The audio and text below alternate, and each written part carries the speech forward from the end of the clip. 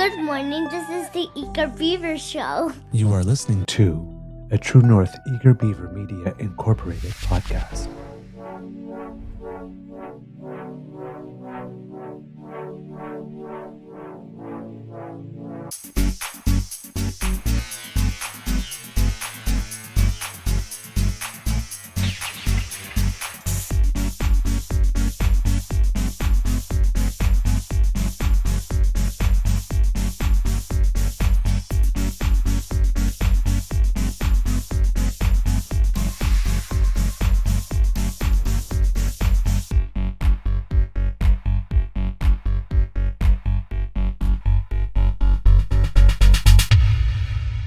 True North Eager Beaver podcasts are proudly brought to you by our founding sponsors, the Miss V Mysteries from Corvid Moon Publishing, your source for science fiction, fantasy, and cozy mysteries featuring a broad diversity of characters.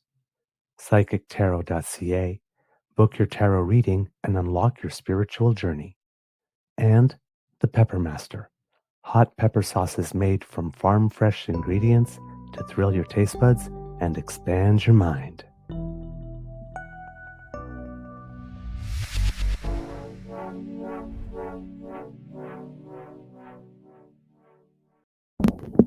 Well, good morning and hello, kids, and welcome to Season 5 and episode number 690 of the Daily Beaver Morning Show.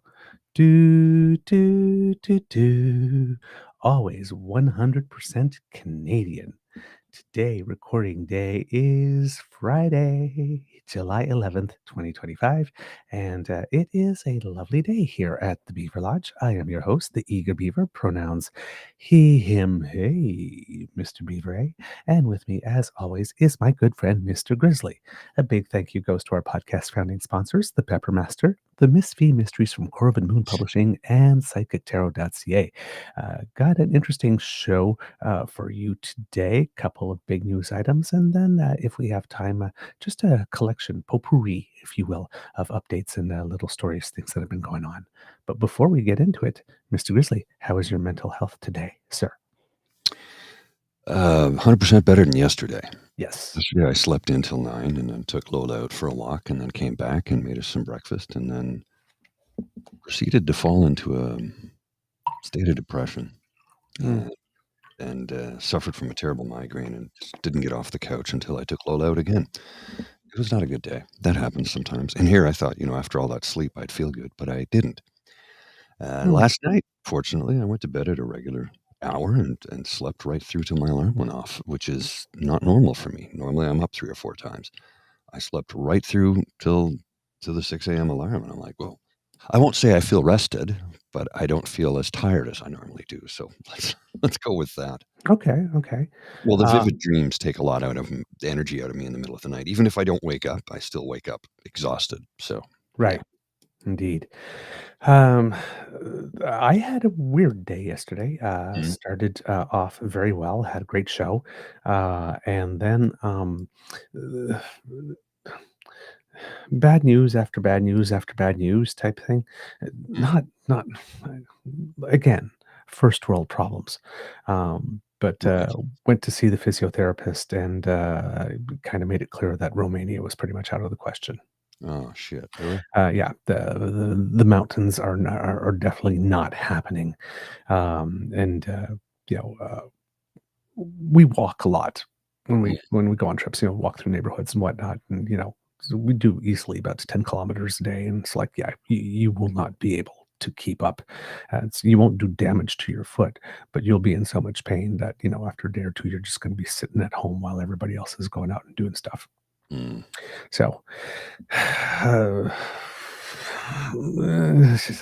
I want to meet people, but I can't also just stay in their house 24/7. Right? Yeah. You got to leave sometime during the day so that they can, live their lives a bit.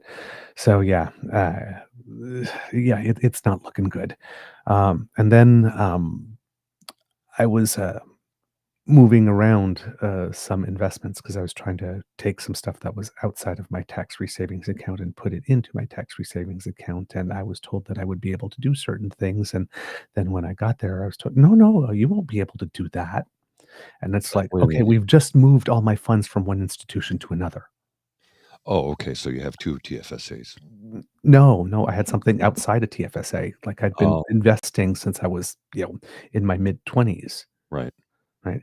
And so before there were TFSAs, so I was told that I could transfer that from to the institution where I had my TFSA, but I had to transfer in kind Mhm. from a non-registered account to non-registered account. And once all the funds were in the same institution, that I would then be able to transfer them from the non-registered account to the registered account without having to sell them first. Okay. So that the capital gains that have been accumulated up until now, I wouldn't get dinged for. Well, it turns out that was not true. Okay. So, but now my money is in the other institution and there are transfer fees and and it's just like, I would have just left them because I can trade within the funds at the institution, which I bought them for free. But now there's $10, right? So I'm per trade, and I'm thinking, like, you motherfucker. Oh. It's like, Mhm. so that again, not devastating. Like I said, then we came to some kind of agreement, but I was like an hour and a half on the phone with them to try to come up to some type of arrangement that wouldn't, make it hurt. Right. Because if I wanted to do the move, I would have to sell everything that I've been saving since I was in my mid 20s all in 1 year, which would really just throw me into another tax bracket, right?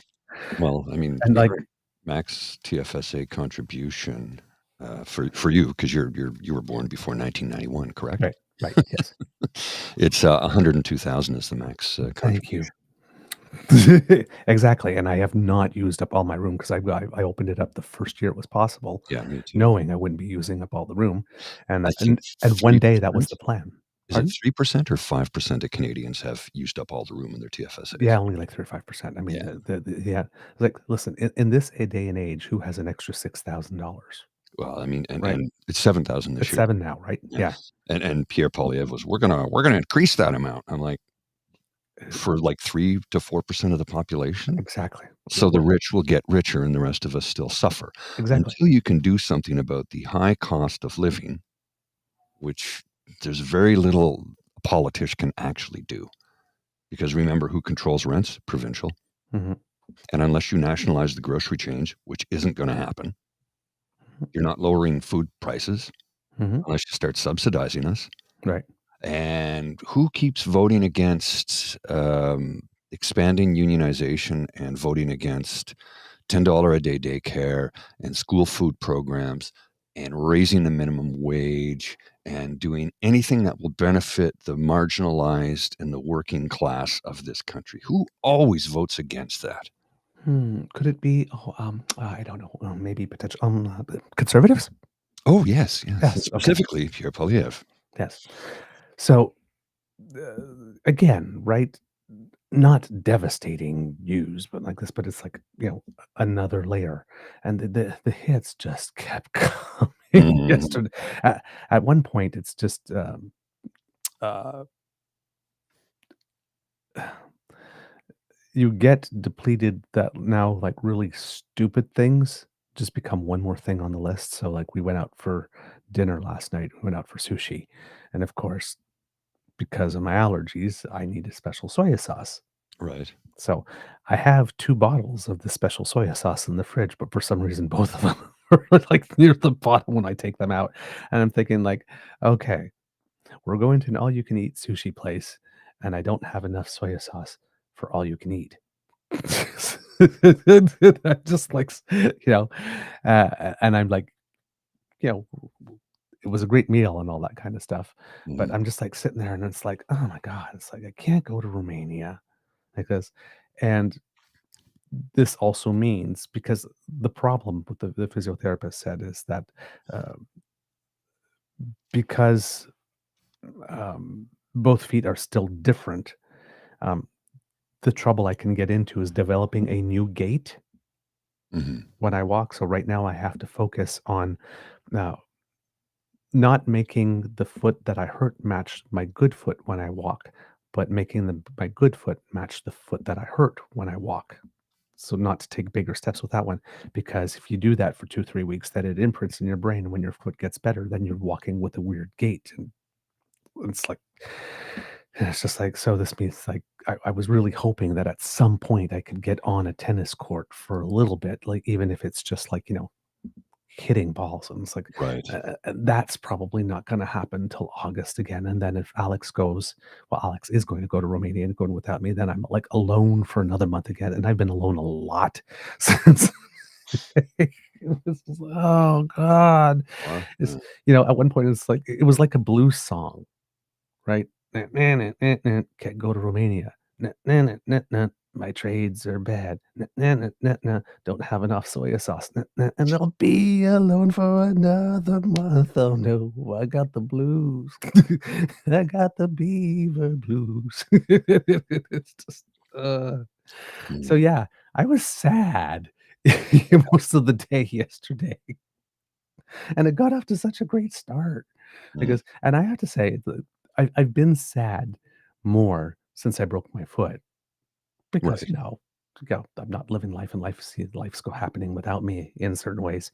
I've been more sad in the last 3 months than I've been in the last 3 years total.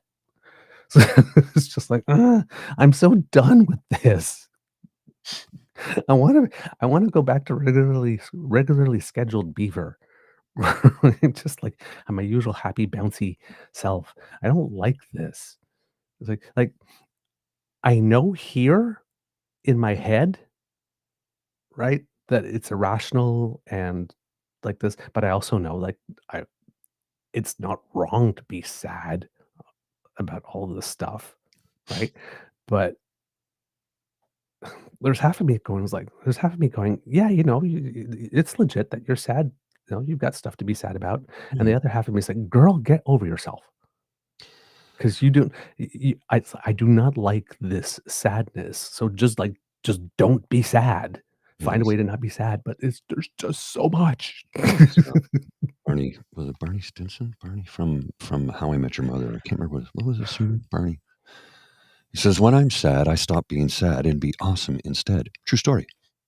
Yeah, I mean, I wish it were that easy. and like I try to be fabulous instead, but every now and then it's just like, yeah, would you like some? Yeah. What do you want to eat? I don't care. You choose. Sort of like, sorry, I'm just checking out of life today. Yeah. Yeah, I understand that. I do. I get those days, and that was yesterday for me. Just checked right out completely. This morning I woke up and I'm looking at my email. I'm like, okay, I've got to go in and delete more auto emails that I get. I just unsubscribed because I had 100 emails to delete this morning. 100. Like, come on, this is getting absurd. I know. If I don't check my email for one day, 100 emails. Oh yeah. Like, come on, man. There's a lot. All right, kids and cubs, let's get into it. Oh boy, I hate having to start with this guy because, well, as far as I'm concerned, the least we talk about him, the better. But, well, some people just will not be ignored. Well, I mean, this from the Star Tribune, Sack, I guess is the name of the cartoonist. It's Trump's back to us, and he's got a clipboard under his right arm that says cabinet, and everything's been checked off, and he has a red marker. He says, that concludes our roll call. Now let's take turns talking about me, with a bunch of lipstick marks on his buttocks. Yes, and everybody around the table seems to have smudged lipstick. Yes. Oh, I actually forgot what I originally wanted to start with, but that's okay. We'll get back to that. Oh, I'm sorry. I didn't mean to throw you off track. No. I did it myself. Oh, okay. I wanted the first thing I wanted to talk about today, because we missed it, was Nunavut Day. Oh, yes, that's right. Yeah. Yeah, that happened on the 9th. I immediately see he did steal my attention there for a second. But yes, on the 9th was Nunavut Day, and there's a couple of little interesting stories about it. This is from Nunatsiaq News, but it seems, and of course, down south over here, we didn't hear much of that. But about 30 years ago, when they were deciding to choose the capital of what would become Nunavut, it seems that there was uh, a bit of a competition Hmm. going on. So this is by Artie Sarkisian. He says, for all 25 years of Nunavut's existence, Iqaluit has been its uncontested capital. But 30 years ago, the question of which community should be the capital of the future territory was anything but uncontested. So on Nunavut Day, when Nunavummiut celebrate Kikik, so okay, I have to do this right. Kikiktaluk, Kivalik, and Kitikmeot residents coming together to create Canada's newest member of Confederation, here is the story of a vote that nearly broke them apart. Quote, even before the territory became known, people started debating, says Iqaluit Mayor Solomon Awa, who supported the idea of Iqaluit becoming the territory's capital. The debate intensified with the signing of the Nunavut Agreement on July 9, 1993. The land claims agreement between Inuit and the federal government started the ball rolling for the eventual creation of a new territory to be carved from the boundaries of the Northwest Territories. The newly outlined jurisdiction did need a capital. Frontrunners included Iqaluit, Rankin Inlet, and Cambridge Bay. Soon, 3 lobby groups formed, each campaigning for each of the regional centers. Being the capital brings all sorts of benefits, more jobs and infrastructure, says Rankin Inlet Mayor Harry Totongi, who supported the Rankin Inlet lobby. They argued Rankin Inlet would work for all Nunavummiut because it's centrally located. But Iqaluit, already the region's largest community with roughly 4,400 people, responded that geography wasn't a valid argument. Baker Lake is the geographic center of Canada, but it does not have the transportation links and infrastructure to be Canada's capital, Iqaluit campaign organizers wrote in an article published in Nunatsiaq News on December 1st, 1995. Also, Rankin Inlet's notoriously unpredictable weather didn't play in its favor. Weather is the boss, Awa said, adding that if the debate were held today, weather might play a smaller role due to the modern communication technologies. As for Cambridge Bay, they mostly feared the prospect of Iqaluit as capital because it was too far from their region, Awa said. In 1994, as voting day approached, Pat Lyle, one of the leaders of the Cambridge Bay Group, told Nunatsiaq News the community was willing to drop out and support Rankin Inlet in exchange for more benefits for the Kitikmeot region. He later denied that was the strategy, but in November, a month before the scheduled vote, Cambridge Bay Hamlet Council voted to not be listed on the ballot. So it became a two-way race between Iqaluit and Rankin Inlet to be determined at the polls by all Nunavummiut of voting age on December 11, 1995. Well, almost. The final decision would still be made in Ottawa. Ron Irwin, the Minister of Indian Affairs and Northern Development at the time, committed to take the vote result forward to Cabinet. Chief Polling Officer David Hamilton told Nunatsiaq News before the vote, but he added, quote, they can take the recommendation, change it, throw it out, agree to it, or whatever. Nevertheless, people voted. Unexpectedly for both sides, results weren't even close. Iqaluit won with about 60%, taking 5,869 of the 9,745 total votes cast, nearly 2,000 more than Rankin Inlet received. The federal cabinet accepted the people's vote on Iqaluit, officially became the capital later in December. Nunavut MLAs, still based in Yellowknife at the time, started working to bridge any hard feelings caused by the race, with some hinting the existence of the new territory could be at risk. Quote, we have to step forward and come together to make sure that Nunavut is actually in effect on April 1st, 1999, and to reach our hands out. To people all across the new territory, Iqaluit MLA Ed Pico said after the vote. Natilik Miot MLA John Ningark, who chaired the Nunavut caucus in the Northwest Territories Legislative Assembly, said Inuit have survived in the Arctic for thousands of years because they know how to work together. Now, nearly 30 years after the vote, both sides in the capital race have mostly moved on, Awa said. We agree to disagree, he said. Totungi said he's happy Rankin Inlet isn't the capital because that comes with its own baggage. The hamlet would have had to become much larger with a lot of out-of-town government workers moving in. Quote, you kind of lose the sense of community and the sense of control. So yeah, just a little bit of Nunavut history, because I had no idea that the battle for the capital if you would like to call it, Mhm. was so intense. So there you go.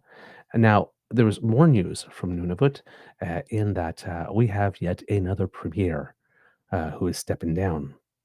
Guess wanting to do 4 years of Trump is really getting to people.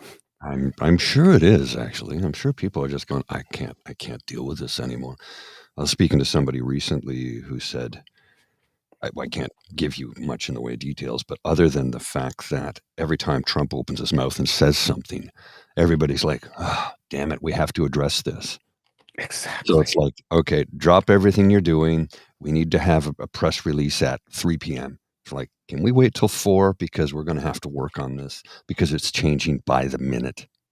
And this is Exactly. what is happening right now. So I'm sure people are just getting burned out. I've Mm, no doubt people are just, I can't do this anymore. I And who know. blames them?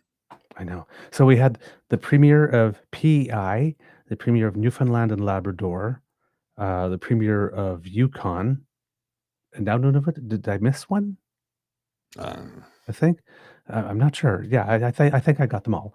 But yes, the premier of Nunavut, PJ Agiakuk, says he will not seek re-election when his term comes to a close in the fall.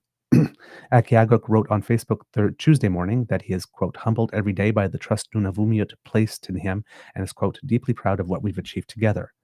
Agiaguk, who represents the riding of Iqaluit Niakungu, wrote that he decided not to seek re-election so that he can spend more time with his family. Quote, the time that public life often demands we set aside, he wrote.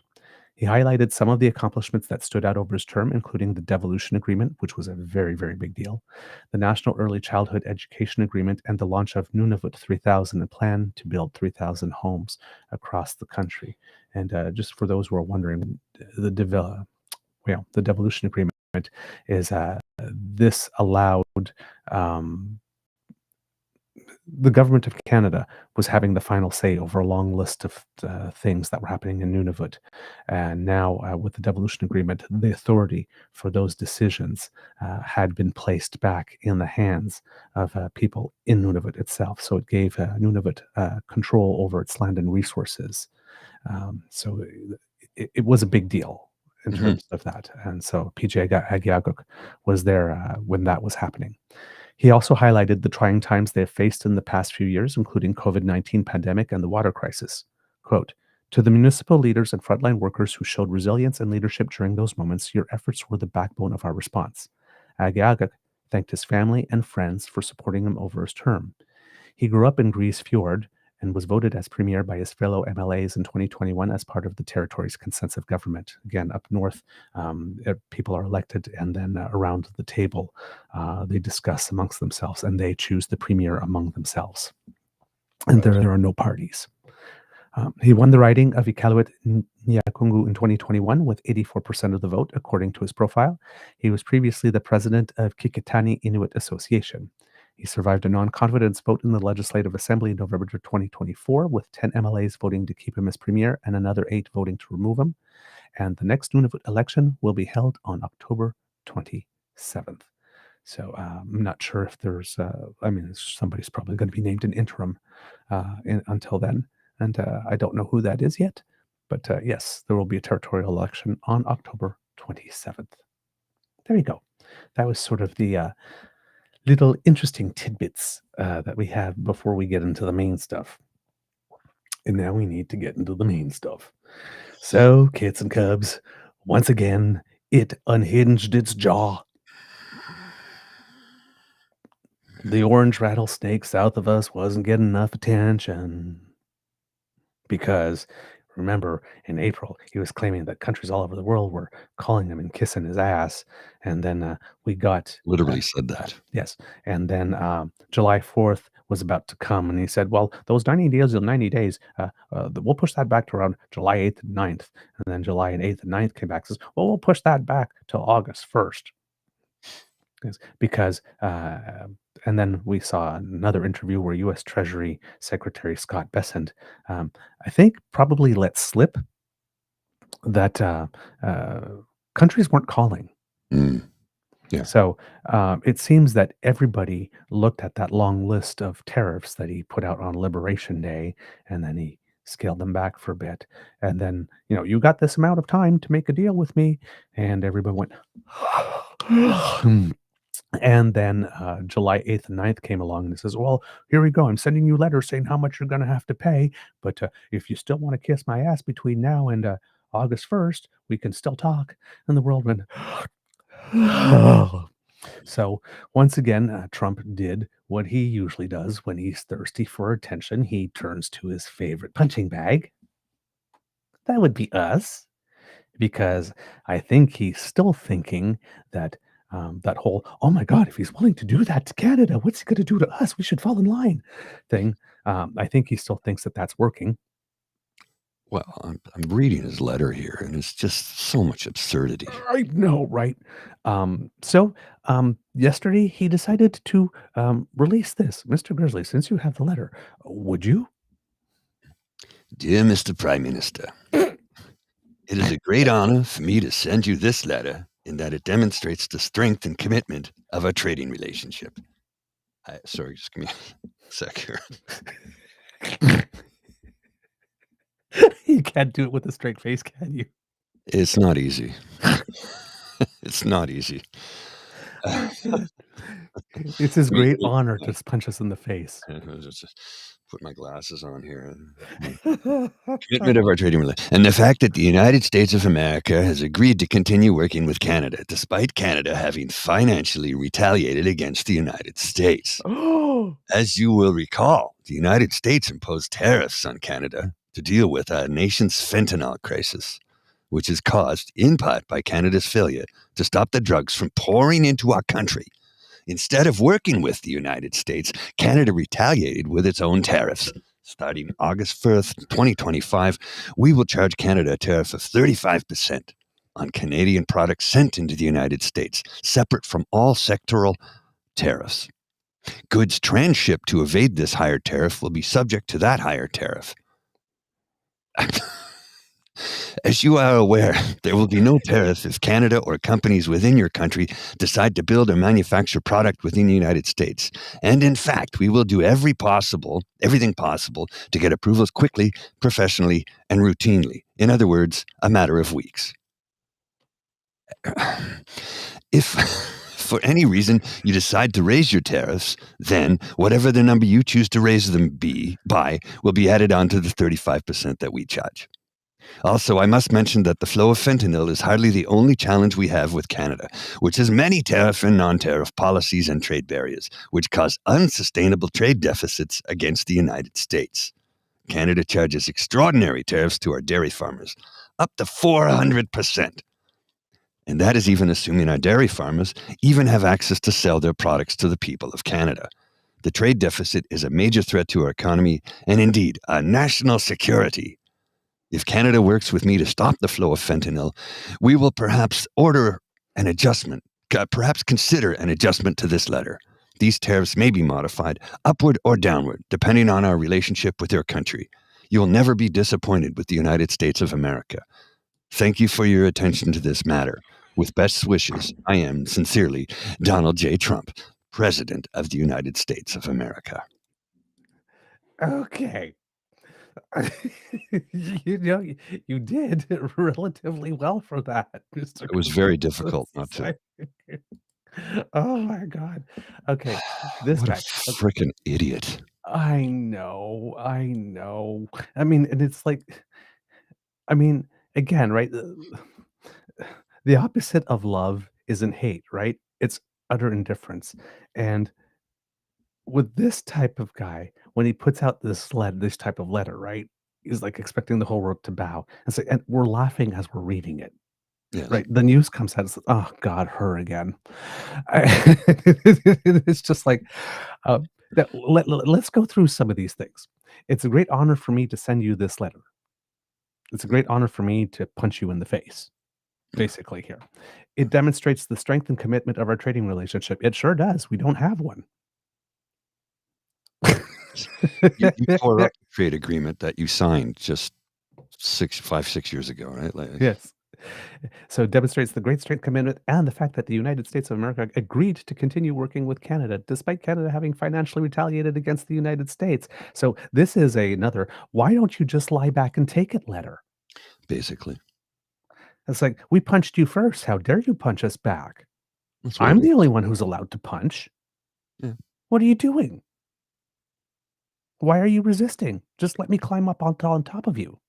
And Just then let he me do goes what I on. want. Then he goes up against the 400% tariffs, which, again, Right. we've never charged that, I know. number one. But Number two, he signed off on that deal. yep. But we will get there. We will get there. As America has agreed to continue working with Canada. Yeah, because we don't have anything you need. Right?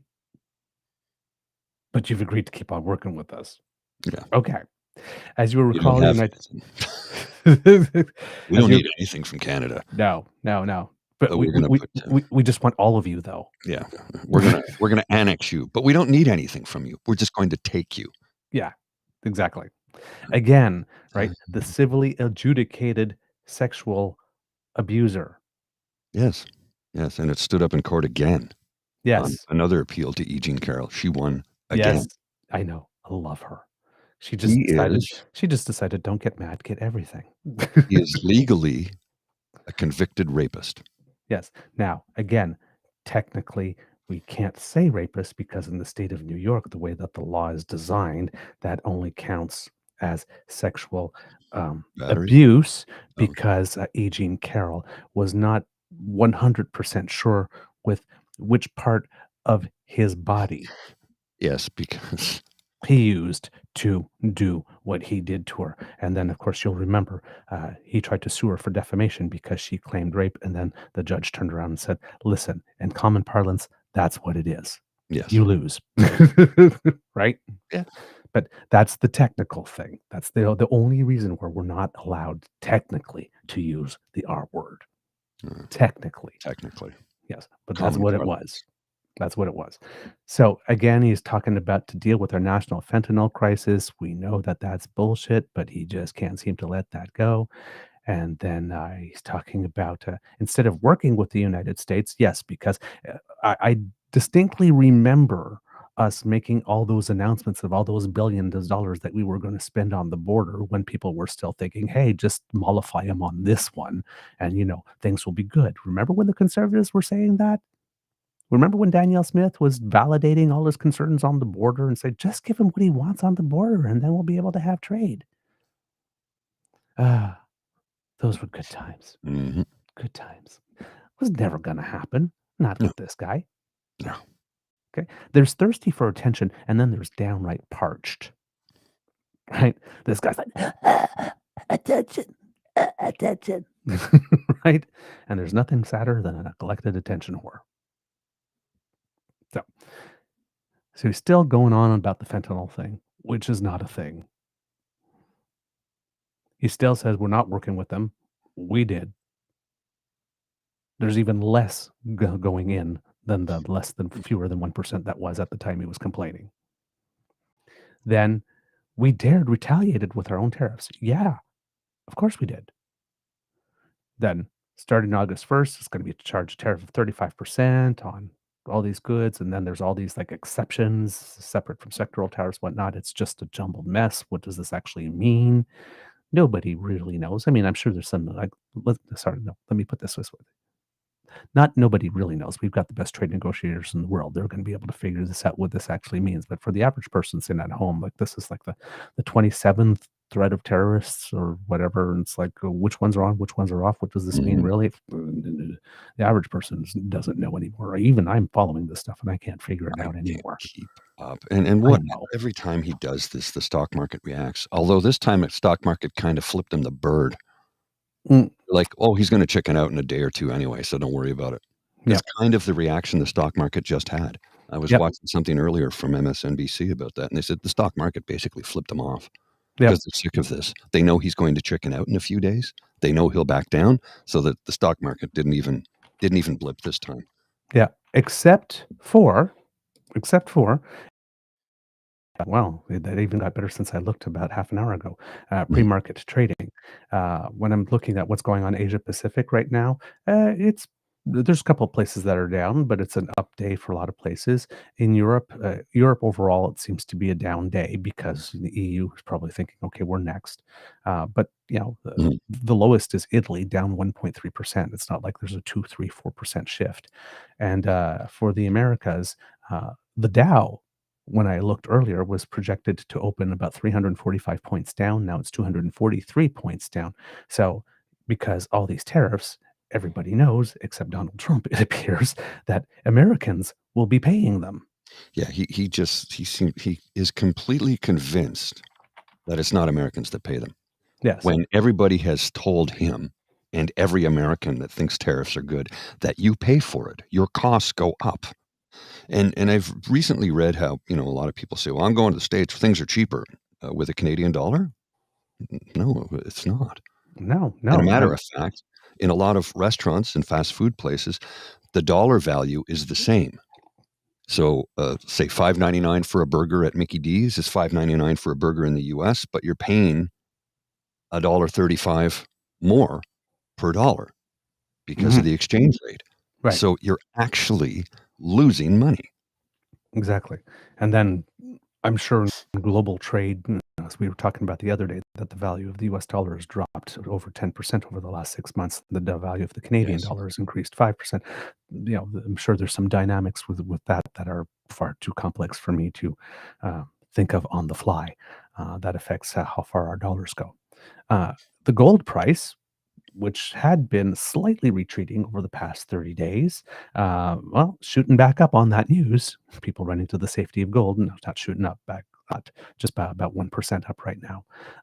But, it was down close to 3% over the last 30 days, maybe 2.5%. And, it's Mhm. gaining about 1% of that back today just on that news. Um, so, there is a little bit of market reaction, but not as much as you would expect for someone, coming down from on high the mountain and unilaterally determining that this is what it's going to be. And, and sending letters to all over the place. I mean, he was doing the same thing. I think there's a letter that went to Brazil, like that, where he's like threatening like 50% on them or something of the sort. It's just really weird. So Mhm. anyway, let's continue analyzing this thing here. So he's got all those tariffs, whatnot, and then he's going, and then of course the thing he probably really wants, because he never actually says his end game, but here, as you are aware, there will be no tariff if Canada or companies within your country decide to build or manufacture product within the United States. So just give up your manufacturing, let it relocate over here, give up the jobs, relocate over here, and then you'll have no tariffs, but you'll also have nothing to sell.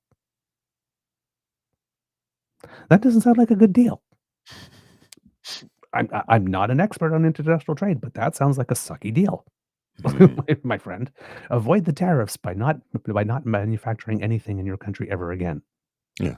Wait a minute. Fortunately, That's not good for us. yes. Fortunately, it's like we cannot move the copper mines and the steel. Yeah. So Right. here's what we'll do instead. To avoid the tariffs, we'll just trade with other countries. Yes, and, this would probably be a good time to, again, probably not in one way, right? Because there's still the 21st date, right? Mhm. And right now, we are only the what? The 11th? That's a lifetime in Trump world. Oh That's God, time yeah. for him to double eat himself on tacos before then. I mean, let's get realistic. This guy'll change his mind 100 times between now and then. That's 10 days. Exactly. So there's a lot of people that are running around with their hair on fire at this point. It's like, listen, we've got a date for the 21st. Let's Yeah. just see what happens We'll just before see what then, right? happens. There's no point for in us jumping and losing our minds now because he can change his mind. I guess, and then there's a lot of people in the states that are probably gonna, the market's gonna do what the market's going to do, and then he's gonna see how that works for him, and then right. Yeah. So, but basically, if you agree to surrender all your manufacturing, we will do everything possible to get approvals quickly, professionally, and routinely. In other words, in a matter of weeks. Yeah, I'm sure if we decided, hey, you know what, we're just going to give up all our auto plants and relocate them down there, that you would surely make that happen in a Yeah. couple of weeks because you're so desperate for a win right now.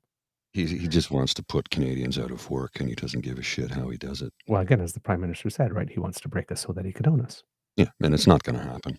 Now, It's not going to happen. Simple as that. say, now, when I tried to climb up all on top of you, and you decided, and then to punch you in the face, and then you resisted by punching back, and I didn't like that, so I'm letting you know I didn't like that, because I'm saying here, if for any reason, you decided to raise your tariffs, then whatever the number you choose to raise them by, we will add on to the 35% that we charge. So let me climb all over you. Just lie back and take it. And don't you effing fucking try to resist, because And if you think he's not actually like that, here is a quote from him from the 90s. This is his words directly. I remember seeing this interview. His words directly. I'll tell you the funniest thing. I'll go backstage before a Miss Teen USA show, and everyone's getting dressed and ready and everything, and no men are anywhere, and I'm allowed to go in because I'm the owner of the pageant, and therefore I'm inspecting it. You know, I'm inspecting. The girls between 14 and 16 are standing there with no clothes on, and you see these incredible looking women. They're teens, and so I sort of get away with things like that.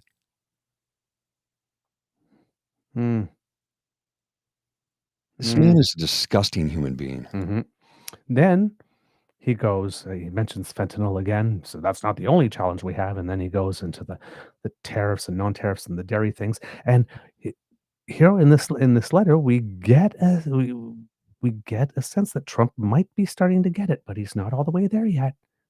Right? Goes, which cause unsustainable trade deficits against the United States. Canada charges extraordinary tariffs to our dairy farmers up to 400%. And that is even assuming our dairy farmers even have access to sell their products. Yes, because you never get the amount in that would ever make the 400 trade. You're almost there, Donald. You're almost there. Well, most Canadians don't want U.S. milk because or dairy products because they don't have the same regulations we do. Exactly. And it's filled with steroids. Yes. Nobody wants hormone milk. We have homo milk. Hormonal milk? Yes. We like homo milk, not hormone milk. Yes. There's a difference. Yes, indeed. And then, of course, the trade deficit is a major threat to our economy and indeed our national security! Exclamation point. You know he really means it when he throws in an exclamation point. If Canada works with me to stop the flow of fentanyl, we have. Boo-boo kitty. Didn't matter. We will perhaps consider. We will perhaps. Was that a yes or a no? I think that was a possible maybe. Right? From the best little whorehouse in Texas. We have concepts of a plan. I like it. It's like, if Canada works with me to stop the flow of fentanyl, as if we haven't, we will perhaps consider an adjustment to this letter. Like, come on, girl. These tariffs may be modified upward or downward depending on our relationship with your country. Yeah, and we reserve the right to do the same thing too. You will never be disappointed with the United States of America. Oh, girl. We are already. Can we have some tea here for a second? Oh, girl. You need to look into a mirror, and you really need to take some time to smell yourself. Because whenever you walk into the room, it's literally ode to disappointment. Just a little behind the ears. Well, I mean, oh my God. This just came across my feed, and it's directly related to what we're talking about. So I'm going to drop this in here quickly because this is really something. I don't know if you've seen this or not. I'll send you a link to it. But this is from Arnaud Bertrand. He's an entrepreneur somewhere, I don't know, in Europe. He has a large following on the Twitter. I got to read this to you because this is quite something. This might be the most remarkable geopolitical document I've seen come out of a major European institution so far this century. France's parliament has just produced an extraordinary 153-page report that calls for nothing less than a complete strategic realignment of Europe. The document systemically dismantles the EU's current geopolitical positioning, vassalized, in quotes, to the US, in the report's words, as a catastrophic failure that has led to the EU seeing its influence diminish and its interests poorly protected. The report details 50 recommendations from the creation of a common world currency, recommendation number 14, to de-dollarize the global economy, to replacing the EU's strategy in the Indo-Pacific region with a cooperative approach, including China, recommendation number 11. In general, the report's central recommendation is that Europe break free from Atlantic subordination and instead achieve strategic autonomy by partnering with China. This would mark a complete historical reversal for the first time since the colonial era. The historical West choosing equal strategic partnership with a global South nation as an alternative to Western aligned structures. Wow. That is something else. Mm-hmm. That is wow. Yeah. With each one of these moves, he just keeps on pressing on the accelerator for the rest of the world. Go, you know what? Just can we just cut a bitch? Yeah. Seriously. People are just tired of this. I guess nobody likes to live with a gun to their head or knife to the throat. No. So it's not surprising to me that this is happening. It's not surprising to me that when the United States starts musing about overtaking Greenland because they need the bases that Greenland calls Canada and say, "Hey, would you like to take some mining contracts for some gold and molybdenum?" We'll do that. We'll do that. Yeah, can we sign that? Yeah, well, yeah, just no, you don't even have to come to town like this. We can do this over Zoom. Just sign this. Make it happen. We're good. We're good. Thanks, eh? Thanks. Thanks. But I mean, that's massive. You do realize that. I mean, look, it really, really all started back when Zelensky was in the Oval. Trump destabilized the global agreements that have been in place since World War II. Yep.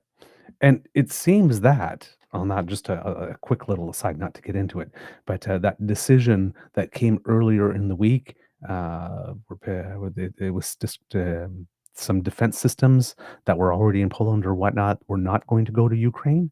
It seems that Pete Hegseth just freelanced and made that decision on his own and didn't really tell Trump that that was it. That's why we got the reversal on that a couple of days ago. Oopsie. Oops. Yeah. And of course, Trump is apparently mad at Putin again. Putin gives us a lot of bullshit. He's always very nice, but nothing really ever comes from it. Yeah, I think you're starting to get the point there. Again, you're almost getting there. Almost getting it, Donnie. Well, didn't another one of his ministers fall out of a window recently? Yep. Zelensky keeps on saying, "Yeah, we'll sign that critical minerals deal. Yeah, we'll talk about that ceasefire. Yeah, we'll show up at that meeting." Zelensky's showing up for all the stuff that Donald Trump wants him to show up for, and Putin isn't. At some point, maybe Donald will think that Volodymyr is actually his friend, because he keeps on showing up to the parties that Trump is throwing. Yeah. So Volodymyr Zelensky, I think he's figured it out that because Putin will never say yes, he can just say yes to everything that Trump proposes because it will never come to pass anyway. It's never going to happen. Because Putin won't let it. Oh my God. Jeez. So yeah, listen, I don't know what the solution here is. Of course, 35% tariffs and whatnot. A lot of people are saying, it'll be devastating. It's pretty much like a trade embargo and all that kind of stuff. And, perhaps that's true. Again, this is not my domain. But there's a whole part of me that's sort of like, you know what? Okay, fine. We just fast forward on the accelerator. We, divert trade. We realize, we just accept that it's going to be like this until the midterms. And at some point, he's going to do it anyway. So just let him. I guess, yes, we'll take the hit. Yes, we will suffer for a bit, but it seems that Canadians are willing to take a certain amount of pain. I don't know if they're willing to take this much amount of pain, but they're willing to take some. But since the United States and the Americans will be paying those tariffs eventually, once they fully start to hit and work their way through the system, it might be tough for Trump if the calls start coming from inside the house. So this might be a situation. It might be a situation in which we just have to grin and bear it. Now, the other thing, just as possible, could be that, well, hey, there's a few more Taco Tuesdays in the month. Mm-hmm. Yeah. And this might be an attempt, as the Chinese proverb goes. Sometimes you've got to kill the chicken to scare the monkey. I've never heard that one before, but sure. Yeah. Well, a couple times I mistakenly said you have to choke the chicken to scare the monkey on the show. I got it wrong. But sometimes you have to kill the chicken to scare the monkey. So we're the chicken, right? Again, the whole theory is like this. Oh my God! If he's willing to do that to lovely Canada, who's their friend, what's he going to do to us? We should fall in line. And that hasn't really been working for him, right? So he might do this, think it's a pressure tactic to get all those other countries in the world that didn't call him for his 90 deals in 90 days to finally pick up the phone and start kissing his butt because, well, he didn't get enough action on that between July 6th and whenever he pushed those dates twice back, and he's really trying to make it happen this time. But if people are not biting, what happens? We still have the date of the 21st. So, yes, we could react and lose our minds, but we can just turn around and say, well, you know what? We said, yeah, exactly. We have a deadline, as Kitlan M right here says, we have a deadline for a trade deal at July 21st. And he said that what we will do will depend on the situation of the United States. Well, Donald Trump right now is acting like there is no good faith deal to be had, because we're trying to negotiate this comprehensive overall sort of deal, and he's using about 200 tariffs on pharmaceuticals and another 50% on copper, now another 35% on us. It's really looking that there's no deal, or that there's something that Trump really, really, really, really, really, really, really, really wants in those negotiations, about which Mark Carney is saying nothing, and he's not getting it. Supply management, perhaps, and therefore he's pulling out all these stops. Dropping the digital services tax was something I didn't like and didn't care for, because it looks like we're acquiescing to Trump. But as a few people pointed out, you got to give Trump what he feels like is a win. He feels like he won something. When the amount of revenue generated by that tax was minuscule when it comes to the grand scheme of things. Is it a lot of money to you and I? Oh, yeah. Oh, yeah. But for budget for the country and for revenue for the country, no. And it would be swallowed up in about a day, I'm told. Yep. But I didn't like the optics of it. Yes. Understandably. My issue with it is that we get to determine our own tax policy. Thank you very much. But again, as we mentioned, if this CPP EU combination happens and Europe still wants its digital service taxes, I mean, the UK kept it in its alleged deal. That, if we're just coming back for it in 2 years with 32 or 38 of our closest friends, fine.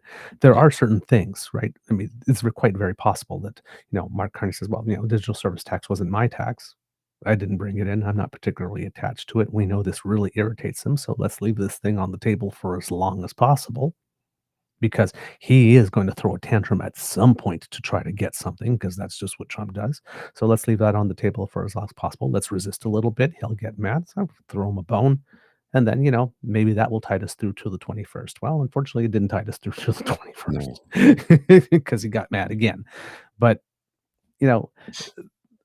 this tactic, if nobody jumps, and then people start getting into his ear between now and the 21st, it's like, if you really go ahead with that 35, we are all doomed.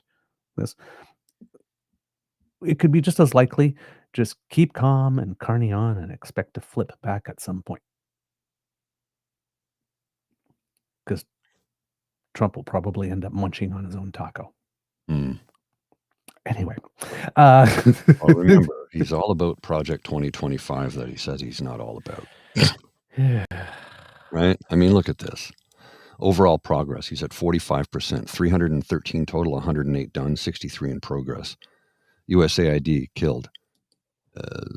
Commodity Futures Trading Commission, 100% achieved. Like, this is, I'll put this in the chat if anybody wants to go over it, but it just gives you an idea of how inept and corrupt this man is.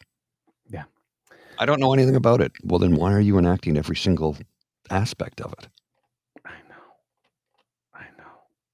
It wasn't me. I didn't do it. But you're enacting every single aspect of it. How could you do that if you didn't know anything about it? Yeah. Oh, is it because you're a liar?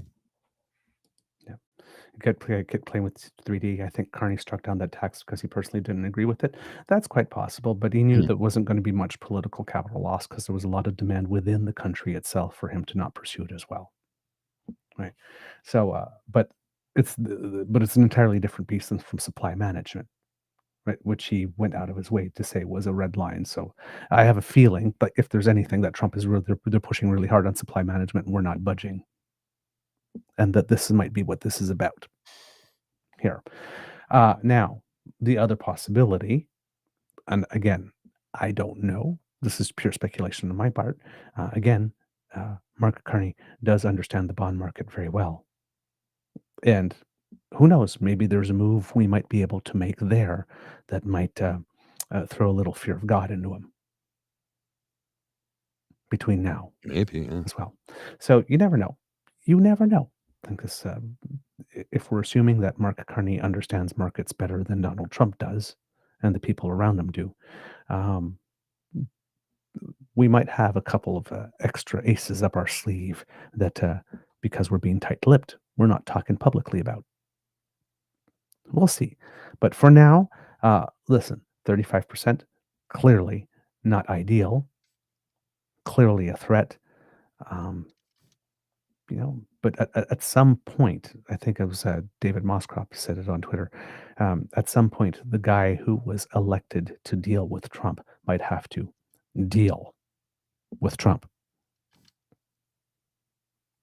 So let's wait and see a little bit. It's really weird because in the first ones when he was slapping the tariffs, it's, oh my God, I can't believe this guy. And now it's like, yeah, okay, sure. Another tariff, another Tuesday, another Thursday, another tariff. Yeah, great. So Yeah. his record for follow through isn't all that great, but he is causing some damage as well. Right, we have to look at our steel and aluminum industry. We're looking at our auto industry. He is causing some damage. This is not without consequence. The problem is that um, he just he constantly wants the ground underneath our feet to not be stable, Constantly. right? And again, there's 14 months yet of this until midterms. There's 14 more months of this until. Oh my 14 God, long give me months. strength. Long months. Oh, give me strength. Calgon, take me away. Okay. Moving on from this guy. The NDP. Just before we get to that, Oh, I yes. gotta go. Oh, yes. Yeah, Yes, true. I have a 9:30 appointment, so I have to get ready for that, get Lola out and walked, and then it's a 20-minute walk to my appointment. So I got to go sign some contracts today, and my start day has been pushed back a week, so I don't start till the 21st now, Okay. which I'm fine with because that gives me next week to prep and figure out schedules and timing to get where I need to be. So yeah, I'm okay with it. Give me another week to get everything set up and ready to go, which is fine by me. But yeah, I got to go sign a contract to be starting my new job very, very soon. So a week from Monday, I will be starting. So I am going to take my leave. I have promised a couple of people that I would get some grizzly growls done this week and up and posted, and I'm endeavoring to do that today. I'm endeavoring to do that today. Whether or not I see that endeavor through is another thing altogether, but I will do my best to try and make that happen.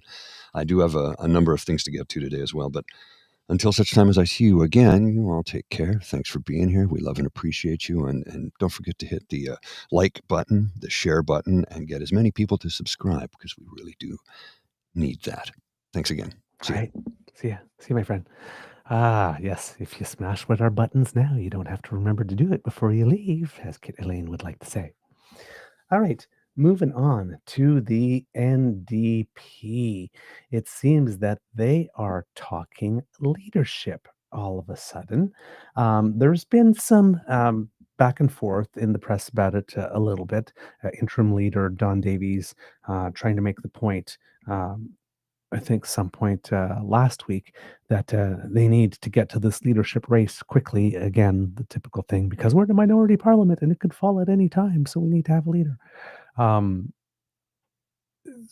not sure how serious that is in the sense that the Bloc Québécois leader Yves-François Blanchet has been pretty clear that he is not going to do anything to upend the government until at least the midterms, because to him, that's by when Trump actually needs a deal with Canada um, of some type. Before he goes into the midterms, he'll need a big win.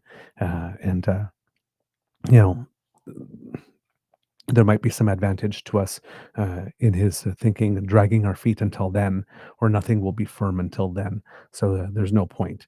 And then we'll see. Of course, Blanchet is also taking the tack. We'll see for sure if Mark Carney walks his talk on supply management, because if it doesn't, and then we provoke an election, then maybe we'll get some of those seats that we lost back. Right. That's the thinking over there. So, given that it's pretty certain, unless something extraordinary happens, that the Bloc will not do anything to take down the government before midterms, the NDP does have a little bit of runway. It doesn't have to be super fast, the way that interim leader Don Davies was alleging that it needed to be.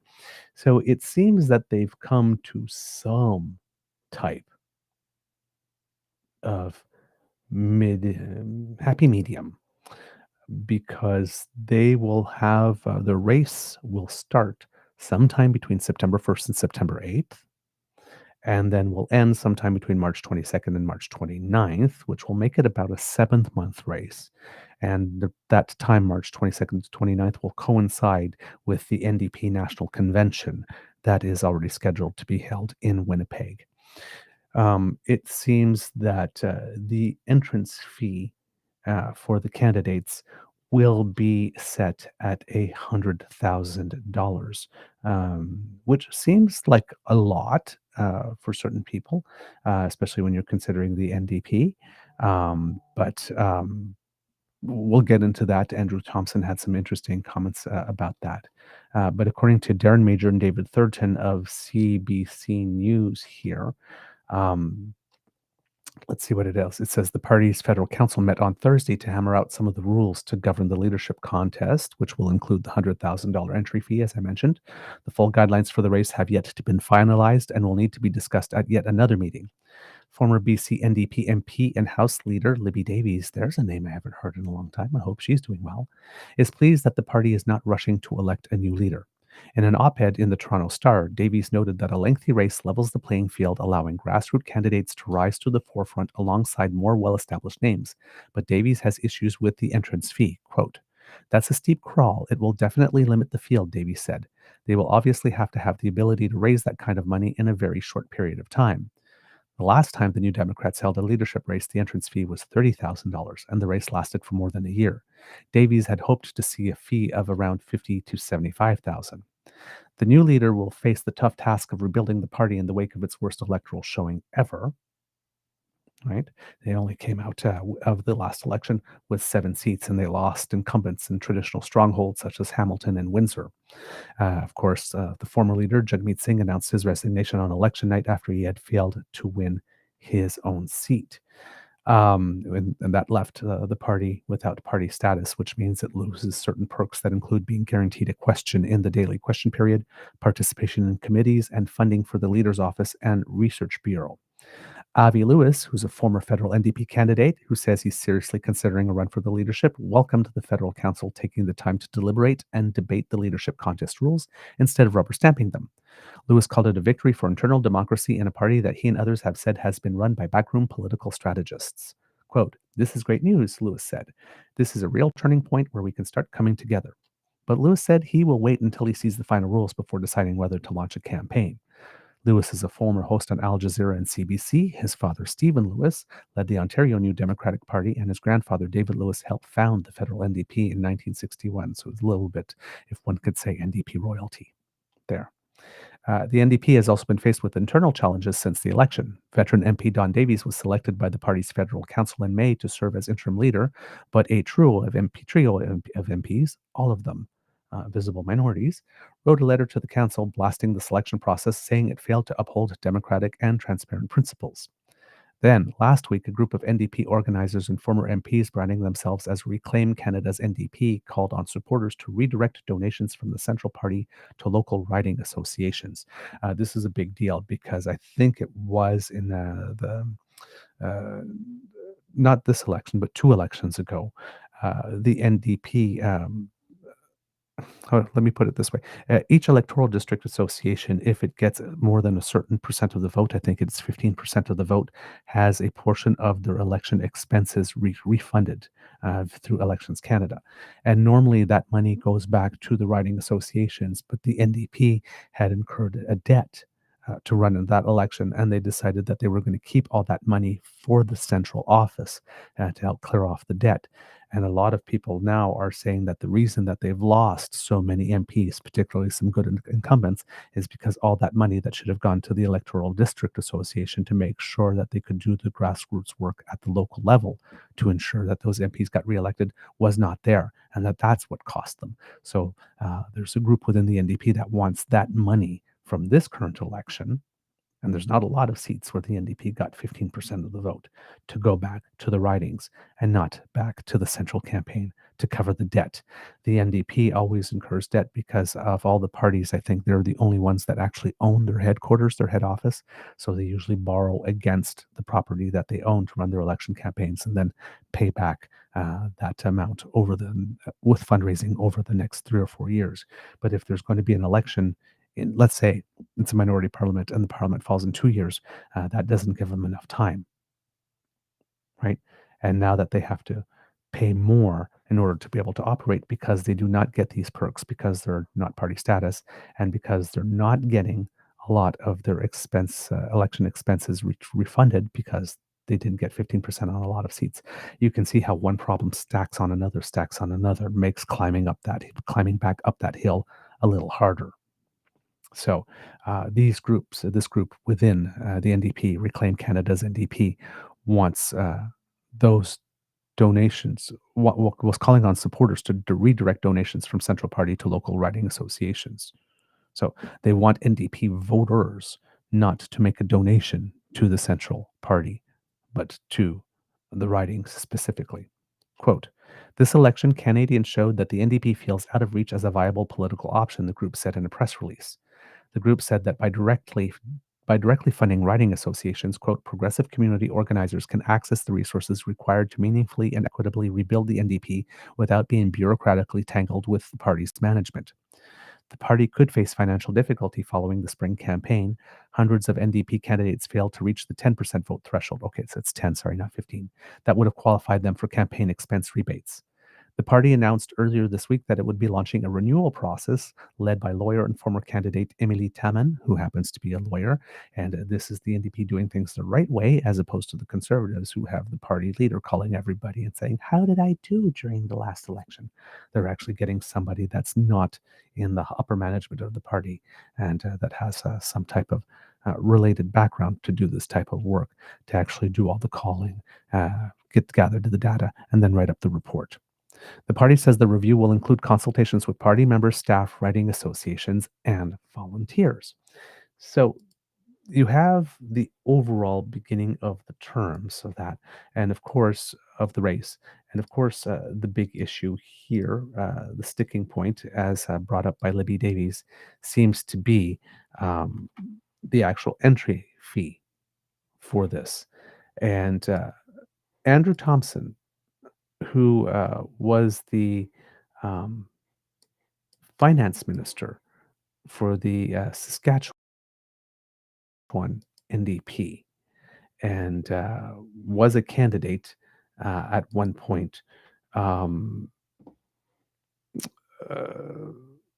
as a potential finance minister for Canada if the NDP would have won a federal election. Very respected within the party. Had some comments to make about that, and I'm sorry if it sounds like I'm stretching. I am, because my page with the notes that has the timestamps just vanished from my screen, so I have to bring it up again.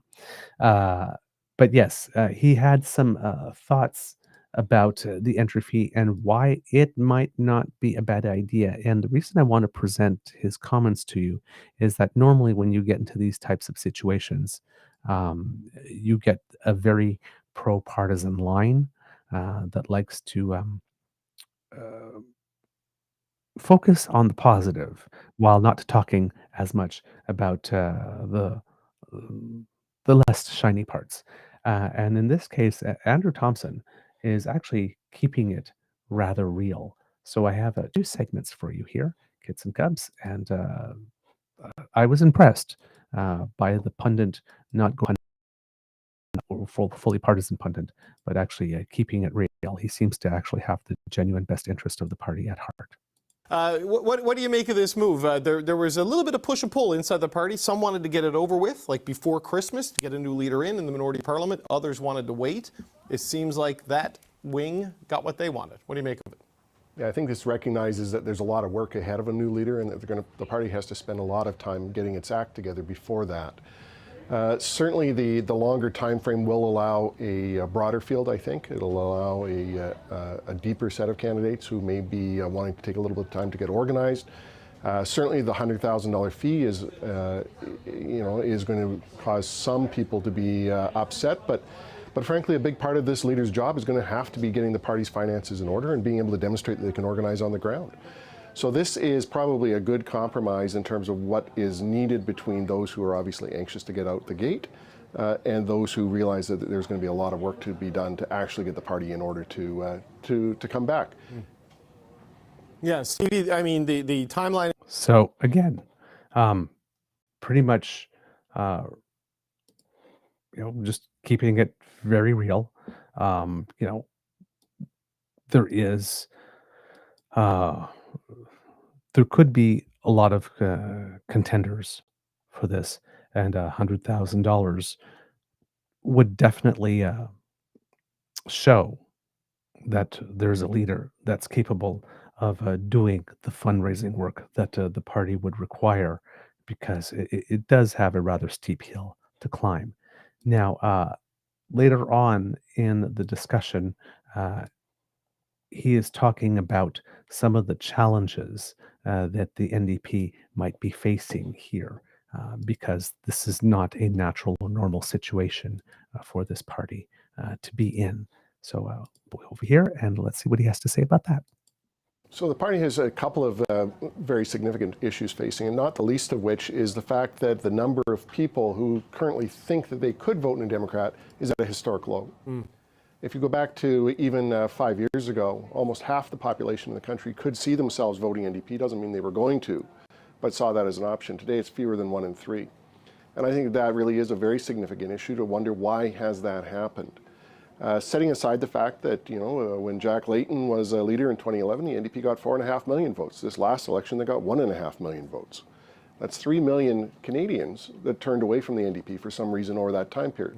Now you can say, oh, some of that's Tom Mulcair, but Tom Mulcair was still getting 3.5 million votes. So it was, something has happened that has moved the NDP to the margins of political debate. And they're going to have to figure out how to get back into the mainstream, not just into the left lane, but actually into the mainstream of issues that Canadians care about. And I think one of the challenges for the NDP, and this is certainly evident in that last few years, is that they've changed the entry point for what it means to be a New Democrat. New Democrats have always cared about the marginalized. They have always worked to bring forward equality, to deal with the racialized. They have always tried to deal with equity issues. Part of what happened, it seems, is in that last couple of years, that became not one of the issues that is a litmus test in terms of you caring about it, but you having to identify as such. You had to identify as marginalized to be able to support the NDP. You had to identify as being downtrodden to support the NDP. And that's not where most Canadians are. The vast majority of Canadians are middle class. They identify as middle class, they have middle class aspirations, and they want to be treated in that way, not returned in terms of some kind of language that says the only way you can be saved is through a 1970s social program or some kind of social welfare. So this is a fundamental change. This is going to be a huge debate within the NDP over the next several months between those who want to see a return to the mainstream of politics and those who are quite happy with, frankly, if they could get 25 seats back in a permanent minority government, would feel like that's success. So There you go. You have the various challenges that the NDP is facing. It seems that a lower, oh, sorry, I have no idea why this is another video started all on its own. um, the pool of accessible voters is much smaller now than it was. Uh, who is the NDP for? Really, is another thing. Um, how much are domestic issues going to be at the forefront of what the NDP is campaigning on versus international issues? The affordability issue, the workers issue, how much time are they going to put on that versus um, uh, I don't want to say versus social justice issues, uh, but bread and butter worker issues. The whole, um, if you wanted to be populist on an issue of class warfare, for example, which is a terrain that the NDP is very solid on, usually. Um, is that there? What type of face are they going to try to present to the public? I saw some other analysis talking about, Jagmeet Singh was trying to present the face as being the cool and hip kind of guy, but at the time, Trudeau was already the cool and hip guy, so they were trying to, you know, compete on that front, and ultimately, Jagmeet Singh did not win in that battle. Um, so will the party need to have be more professionalized in the way that it presents itself? Do we need to go back to certain topics, certain issues on which the NDP is known to be solid? They're known to be solid on health. They're known to be solid on workers' rights. They're you know anything on affordability, uh, but it has to be a real world type of strategy, right? If we're talking about lowering the price of groceries, as Mr. Grizzly says, unless we're nationalizing the grocery stores, that's probably not going to happen. And there's very little power that we have on that.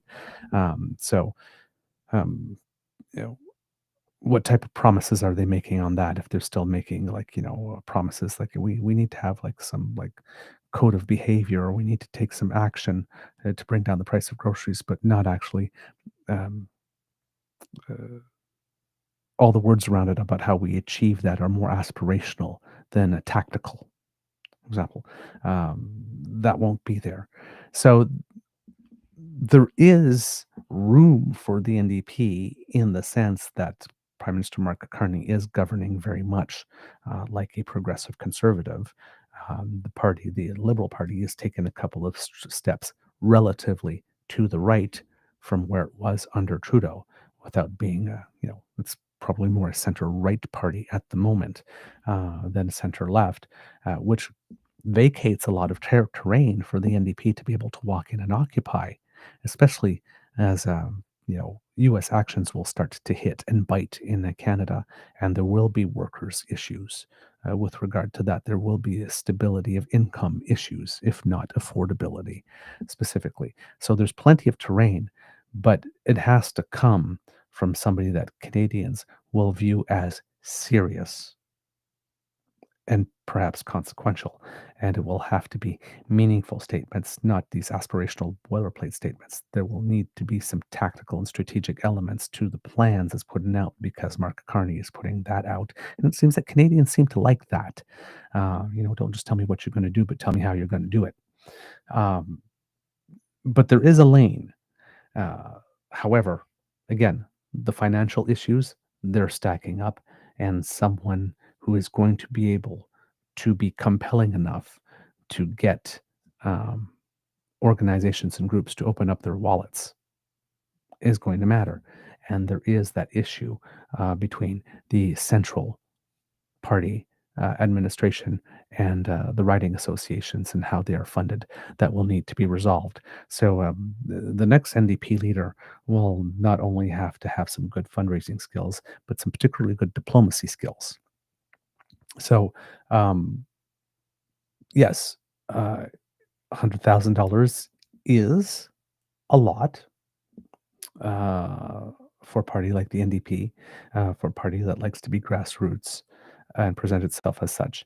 Um, but it could be that the particular job requirements for the next leader of the NDP specifically could require someone to demonstrate those abilities as they are running for the leadership.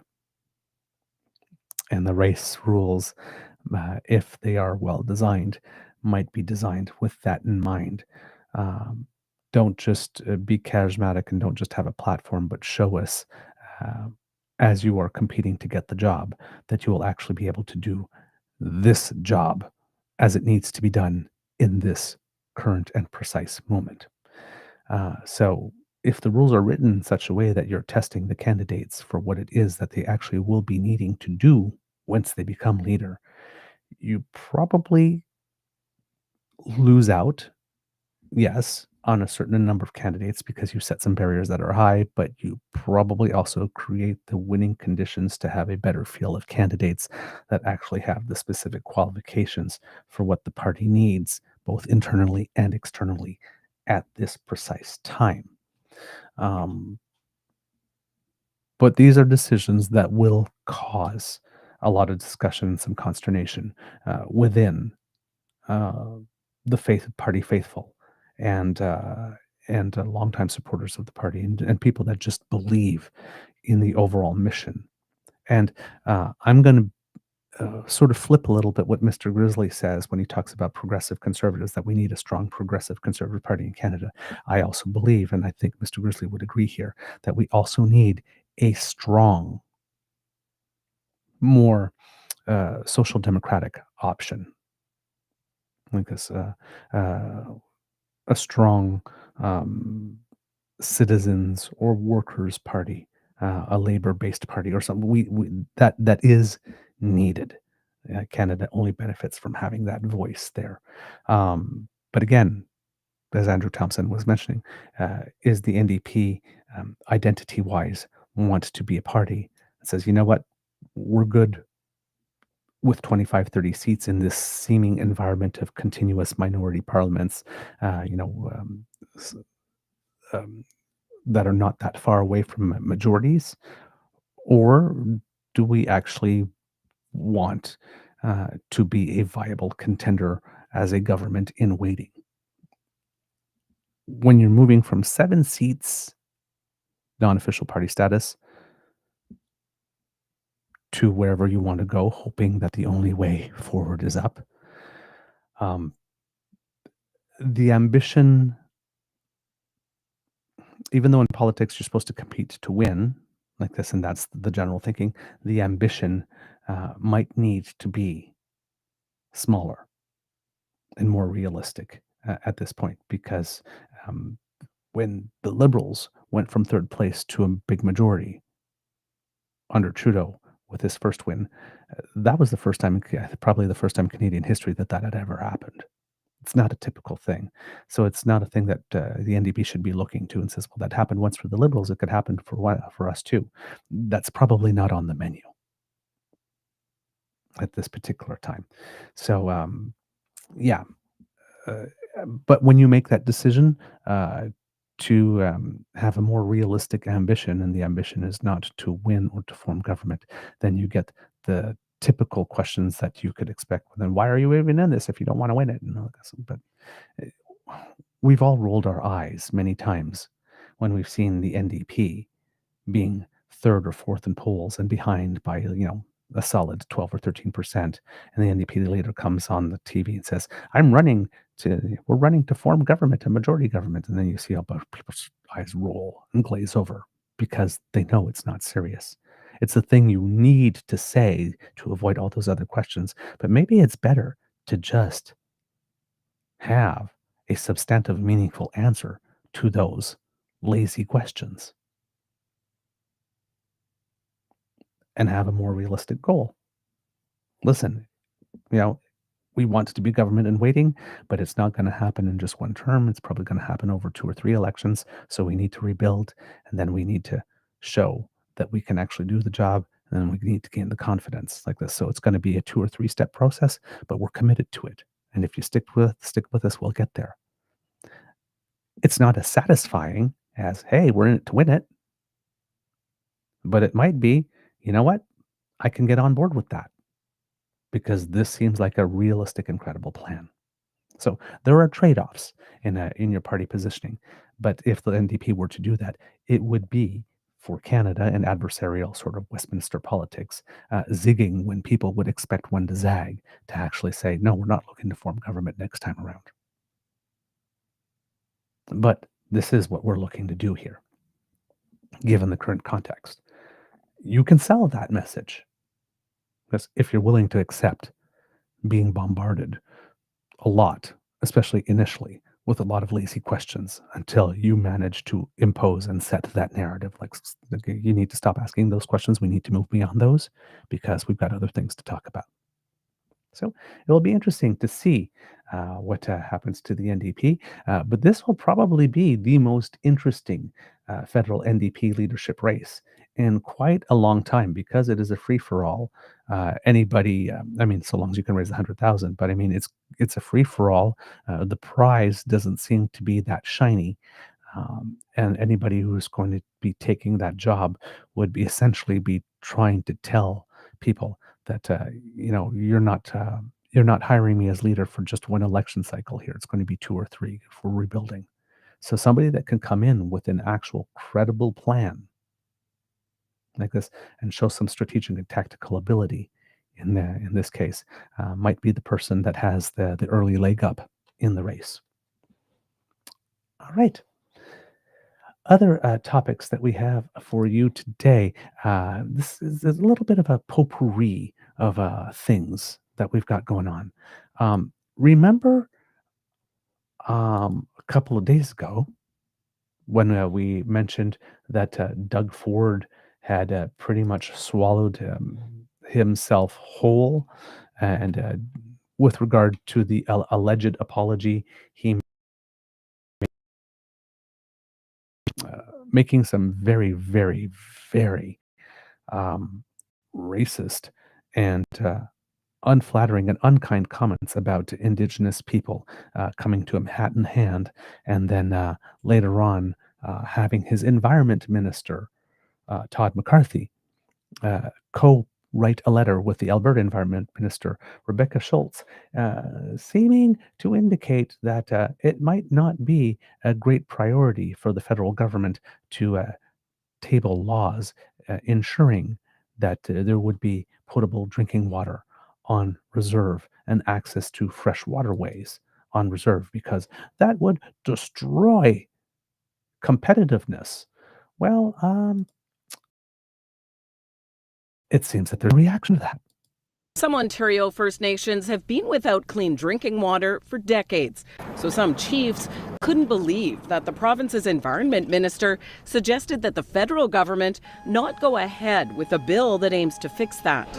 The Grand Council chief of the Anishinaabe Nation, who recently accepted an apology from Premier Doug Ford over his choice of words, says the minister has done real damage to the relationship between the province and First Nations, and that the Premier should fire Todd McCarthy as Environment Minister.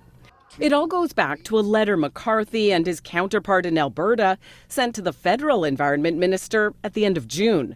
They ask her to move away from policies and legislation that undermine competitiveness and delay project development. Included in their examples, Bill C-61, dealing with water on First Nations lands. Grand Council Chief Linda DeBossigi says in a statement McCarthy is running rogue, and that the 39 First Nations she represents are shocked at the opposition to Bill C-61. She says we call upon Ontario and Alberta to end this nonsense. The Grand Chief, representing dozens more First Nations, has also responded. Alvin Fiddler from the Anishinaabe-Aski Nation saying Ontario has no business getting involved in Bill C-61. And this letter represents a new low by the Ford government. That message echoed by the NDP leader. The Minister of Environment has the gall to go in and ask them to suspend any actions to solve that problem. It is unforgivable. It is outrageous. The Premier's office has responded in a statement saying that Ontario has always supported the right to clean drinking water for all First Nations communities. It also says the intent of the letter was to impress upon the federal government the need for regulations that support economic growth. Lorenda Radicomp, CBC News, Toronto.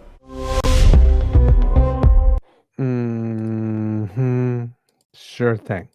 So, unsurprising that the chiefs of Ontario would have issue with that. So yeah, clearly they were going to respond, and they have.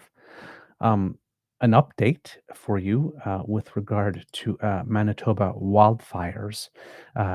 Premier Wab Kinew of Manitoba has declared a second province-wide state of emergency because of raging wildfires, calling on the military to help once again with thousands of evacuations in some of the more remote regions. And this is brought to us by Timur Durrani of the Globe and Mail here. The province, which was under a state of emergency until late last month, announced another declaration on Thursday with nearly 100 fires burning in Manitoba. Mostly in the north, the federal government is sending the Canadian Armed Forces to fly residents from several communities towards safer areas. Manitoba's wildfire service has recorded 252 fires this year, well above the average of 194 for this time. And across the country, several provinces have experienced an early and aggressive start to the wildfire season. Both Manitoba and Saskatchewan declared simultaneous states of emergency earlier in the season, as dozens of large fires also spread in northwestern Ontario, Alberta, and British Columbia. In mid-May, before the summer officially started, 2 people were killed because of a large blaze near Lac du Bonnet in Manitoba's cottage country, where dozens of properties were destroyed. This week, the Manitoba town of Snow Lake issued a mandatory evacuation order with its 1,000 residents told to stay with friends or family at a shelter nearly 600 kilometers away in Winnipeg. In Manitoba's northeastern region, the flying community of more than 3,000 people in the Garden Hill First Nation is also being threatened by wildfire. The military began to airlift residents early Thursday before the province's emergency declaration. The majority of evacuees will be temporarily housed in Winnipeg, where hotel rooms are being made available, and a large soccer field has been converted into a reception center. Should hotels not be available, congregate shelters are being readied in the city. As of last week, around 1,400 people from northern Manitoba also remained more than 2,000 kilometers away in Niagara Falls, Ontario, where they have been since June, as the province struggled to find lodgings for them after they were forced to flee fires. More than 510 wildfires are burning in Canada, with at least 140 of those deemed out of control as of early Thursday. Researchers from Environment and Climate Change Canada have warned that dryness, little precipitation, and warmer than normal temperatures are expected to ripen conditions for more wildfires later this summer. And the thing here, kits and cubs, is that, how would I put it? Things are getting able to make sure that people are housed, because some of the people who were affected by the first set of evacuations, as I mentioned in the article, are still away. So here we have a little bit of a clip here from Premier Wab Kinew talking about the situation. And I believe that we will also have a second clip a little later on this. But let's listen to what he has to say. Time ago. The primary reason that we have called this latest state of emergency is because we need access to more facilities to be able to shelter this large number of Manitobans who are being forced to flee their homes due to wildfires. In the first round of the wildfire season, of course, you know that we stood up the Leela facility. That has been stood up again recently, and there were people staying there last night. We expect many, many more to be staying there tonight. City of Winnipeg, another excellent partner, has stepped up with the Billy Mosienko Arena. And very shortly, under the emergency powers, we will be moving forward with an order so that we have access to the RBC Convention Center in downtown Winnipeg. So, as you can see, the government is trying to mobilize all the resources it can in order to ensure that there are places for people to live and to rest as this is going on. Um, but being able to house people and lodge people is meeting with a little bit of a crunch. Um, right here, kits and cubs. If I can get the spinning wheel of a eternal pausing to stop. There we go. We have a bit of a map here of Manitoba where there are all these fires. It's pretty much all over the place. And I'm guessing that the red ones are the ones that are particularly considered out of control or dangerous here on this map. So we have a little bit more here of Wab Canoe explaining some of the realities of what evacuation orders and the attempt to create more lodging will mean for people who need to get away.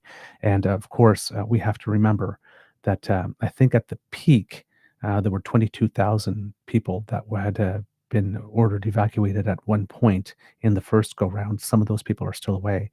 And one of the threatened communities up in north is Thompson, Manitoba, that has about 12,000 people. Right now, they're not evacuating, but they do have an order to be vigilant and to be ready to have their bags packed and ready to go. And if that would happen, that would put an incredible crunch because everything is already at overcapacity and they're already housing people out of province. The reality is that people who evacuate in Manitoba now will be heading to congregate shelters for the most part. We have some number of hotel rooms to deal with elders, to deal with people with really high medical needs that need to stay in hotel, but the vast majority of folks are going to be going to congregate settings. So the Premier keeping it very real there. Again, if you're in the region, please make sure that you are prepared to leave, that you have a bag packed, that you have water, that you have food for a couple of days, that you have all your important documents, your medicines, all of that with you, so that when you get the order, you are ready to go at a moment's notice and ready to move quickly so as to not put other residents and first responders at further and unnecessary risk.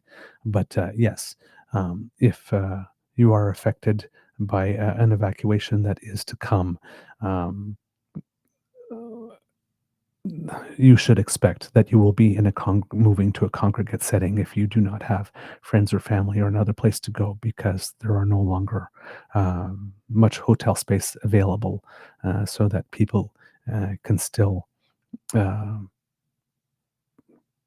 be able to live as single family units during this time. The demand is for space is getting particularly is becoming an issue, a serious issue when it comes to this. Let's see, another update do we have for you here? Oh yes. Yesterday we were talking to you about an article that Brian Lilly had written and we showed you a little video as well about what was happening with Pierre at Stampede, and that he wasn't getting a particularly warm or enthusiastic reception as people would expect that a conservative would get in Alberta. And you will remember that I made the point yesterday that Brian Lilly seemed to have spent a lot of time of that, I think it was a 3-minute and 42-second video, making the point that, just because I'm saying it, don't think I've gone all liberal on you. It's like, this is really what I'm hearing on the ground. Well, it seems that, there's a lot of people that hear what to say. And we got here, one person, you're being accused of bias, wanting Ford in Poilievre's position. Ford is a traitor to conservative voters and will never head the federal CPC. Brian, who's claiming this? I've known Poilievre far longer than Ford. This is simply reporting what is happening in Calgary, not Toronto. I'm just reporting, man. I'm not part of some plot or some conspiracy to replace Pierre with Ford. Another one. Please separate your private musings and opinions from your journalism. I'm an opinion writer. I write about what I see and hear, including conversations that you're not privy to. Same guy. Understood. I still react negatively to clickbait, which I took your post as based on the article. This is the anything I don't like is fake news people, right? Why on earth would you even consider Doug Ford to be even remotely close to Pierre's level as to take the CPC leadership? That guy's further left than red conservative Aaron O'Toole. So you didn't read the piece then? I did read the piece. I read everything you put out. You're the one columnist in this crazy country I regard as intelligent and well-scrupled enough to make sense of the insanity. Oh, poor guy. Boy, you are a terrible judge of character. But this one, sorry, mate, I just can't agree on this one. Let's just move on, okay? Don't write about things I don't like to read about, no matter how true they are. No, I don't like that. No, just don't do that, because I will no longer consider you intelligent and well-scrupled if you write things I don't want to read. There's a lot of people that need to learn that the world is not Burger King and you just can't have it your way. Sometimes the burger is going to come with pickles, whether you want them or not. Now, you could rage at the restaurant for putting pickles on it, or you could just STFU and just remove the pickles from the burger yourself and then eat it without having to make a big stinking announcement or a scene. Just saying, you do have the option of removing the pickles from the burger. Another one. That's bullshit. Brian Lilly. Yeah, okay. I didn't talk to anyone of importance at Stampede and made it all up. Or I did, and I even spoke to Pierre Poilievre about all of it, but you don't like what I'm saying. So Brian knew that this storm would come because he dared to write something that was not flattering about dear leader. He knew it was coming. And now he's getting it. And well, you love to see it, don't you? I'm sorry. I can't feel sorry for this guy. I can't feel sorry for this guy. But you know what? I will give him a quarter of a cookie for at least finally writing it. But I also believe that if Brian Lilly and John Iveson are writing about it, it's because it has to be so damn loud that they really have no choice. Because otherwise, they probably wouldn't. Because it is in their vested interest to maintain the charade unless they have determined that themselves that Pierre will not make it through the leadership review in January and are starting to daintily step off the bandwagon so that they can be ready to affix themselves to another brand new fresh host at some point. That would be my take. But we'll see. Maybe not. Maybe they've just seen the light. Yeah, right. Speaking of Pierre, really interesting move on his part. He was. We mentioned yesterday, again, that Pierre was having some trouble and how would I put it? That he had spent a whole lot of money, and then we trying to win a silver medal. He needed a lot of help in order to get there. And then we showed you some clips of Bonnie Critchley on Real Talk with Ryan Jesperson, and she was mentioning, what presence in the writing.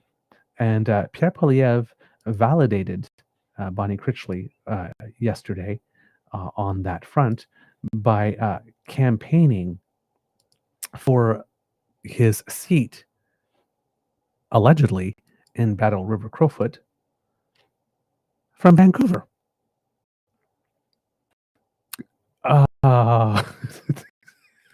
I'm not sure what he was.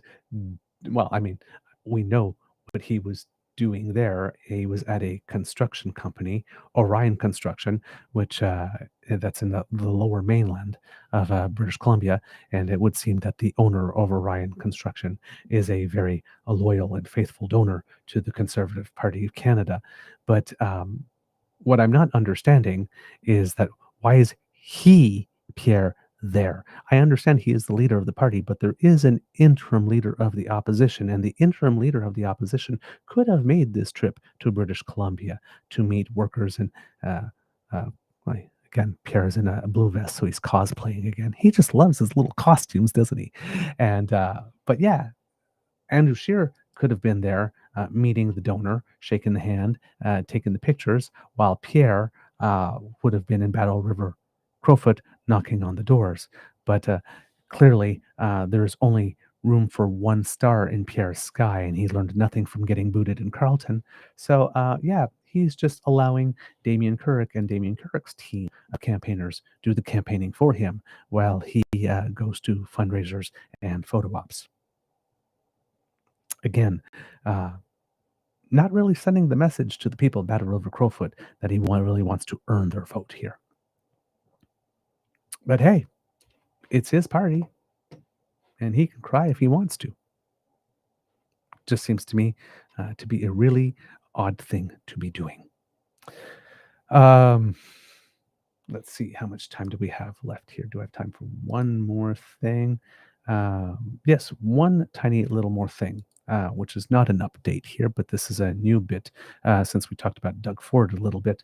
There are two things going on. One, it seems that with regard to childcare, Ontario is not doing what it needs to do in order to make sure that we reach the $10 a day childcare goal by 2026. Not doing it what's needed. And interesting here, there's 6 provinces and territories that currently meet the federal government's $10 a day childcare target, which is good, but there are certain of them that do not. And this is under the Canadian Centre for Policy Alternatives, and they published a report on Wednesday. They say here, it's almost certain that even after the 2026 deadline passes, many parents in 5 provinces will be paying more than $10 a day for childcare. That being said, the fee drops for parents so far have been staggering in Ontario, Alberta, and Nunavut, as these jurisdictions had let fees get far too high before the federal program. Jennifer Cozels, I don't know how to pronounce this name, spokesperson for Families Minister Patty Hajdu, pointed to what she called a historic $27 billion federal investment to help provinces and territories introduce $10 a day childcare, adding half of them have achieved the goal and others have reduced fees by 50%. Quote, over 900,000 children now have access to affordable, high-quality childcare, saving families thousands of dollars. This means less pressure on families and more choices for parents. These are generational investments in families, our economy, and the future of children. We are working with provinces, territories, and Indigenous partners to deliver on that promise and build a more affordable Canada. The report says just 6 provinces and territories, Nunavut, Saskatchewan, Manitoba, Quebec, Prince Edward Island, and Newfoundland and Labrador, have met or improved upon the government's target of $10 a day childcare by 2026. But 5 provinces, Ontario, Nova Scotia, Alberta, British Columbia, and New Brunswick, do not yet have plans to reduce fees to $10 a day, the report says. Cities in those provinces have the highest cost for childcare, says the report. Parents in Richmond, BC, for example, are paying median fees of $39 per day for infants, about 4 times the target fee. For some reason, however, media was presenting the article or this bit of news as Ottawa set to miss 2026 deadline for establishing a $10 a day childcare report, which is not actually accurate because it's not Ottawa that's missing the deadline. It's the provinces that are missing the deadline. Ottawa ponied up the money to make it happen. So again, be careful when you're seeing some of these headlines here. The CTV News had had it that way, and CBC had it that way. Ottawa not on track to meet 2026 deadline, but there are other articles also in CTV and the Toronto Star and City News Ontario that actually put the onus on the provinces for not having gotten there rather than the federal government. And that is indeed where the onus should be. In addition to that, it seems that when it comes to Ontario and specifically, as Canada's employment rate soars to a 9-year high, there are nearly 10,000 jobs lost in Ontario in colleges, community colleges specifically, because the government of Ontario, of course, was funding post-secondary education on the back of foreign students to whom they were charging higher fees. And of course, rather than funding it from core government revenues, which you should be doing for post-secondary education, because an educated population is the step to having a healthy, thriving economy, specifically in a knowledge economy that is growing. So for some reason, the government of Ontario has felt that it didn't need to fund colleges properly, and that has resulted in colleges scrambling to close funding gaps and cutting more than 600 programs and thousands of positions. The move on to cap international students' visas caused a 48% drop in the first semester enrollment from September 2023 to September 2024 across 23 of Ontario's 24 public colleges. So far, 19 colleges have reported or planned over 8,000 layoffs. The union estimates, that's OPSU, that the total job losses will approach 10,000 once all institution files reports. And OPSU is the Ontario Public Service Employees Union. So upon news of this going public, the Doug Ford government immediately rejected all responsibility and blamed it all on the immigration caps. But the immigration caps that the government of Ontario demanded and begged Justin Trudeau to put in place because there was a housing issue and access to healthcare issue that was embarrassing for the government of Ontario, who was not building houses and making sure that people could actually access healthcare like this, which was a boost in immigration that Doug Ford begged Trudeau to put in place because at the end of COVID, there wasn't enough people to fill jobs. So again, not enough people to fill jobs during COVID, so Doug Ford was begging for increased immigration, which he got, which then he did not do what he needed to do to make sure that these people were cared for. So there wasn't enough housing, and then there wasn't enough healthcare. So then he blamed Trudeau to cut immigration because that was terrible. And now that he's done that, because Doug Ford had decided not to properly fund post-secondary education institutions, that now there's a hit. And then Doug Ford points to, I gave an extra $2 billion on top of, yeah, but you froze tuition rates for the longest time and then did not compensate universities for the loss of revenue.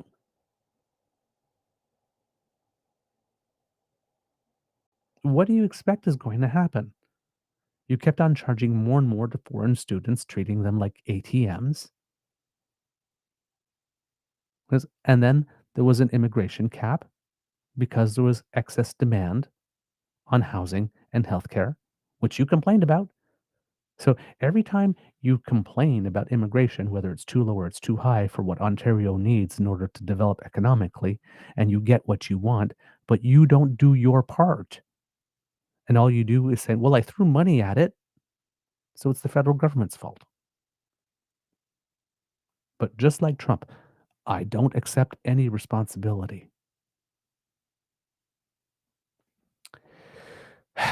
We get what we voted for. All right, kids and cubs, that's the end of this episode of the Daily Beaver Morning Show. We hope that you love listening to us because we love making this for you. Remember, sharing is caring and word of mouth is priceless. So please tell your peeps and poops all about us. We appreciate it when you do, especially when you share our content with a little word of yours, because as we keep on telling you, you are influencers in your own circle. And we appreciate that you use your good name and your good word to support us. If you would like to not miss an episode because you are on the go, hey, we are portable. take us with you if you can't watch. Thanks to the Ray Girl, you can do that. If you scan that QR code, it brings you to our pod page. And if you are listening, you would go to podpage.com/thetruenortheagerbeaver with a hyphen between each one of those words.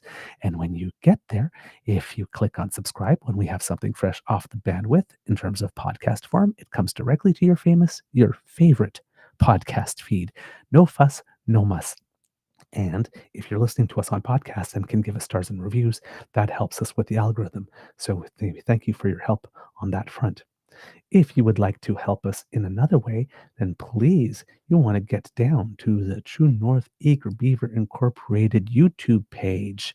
And there we have 3 buttons for you: like, share, and subscribe.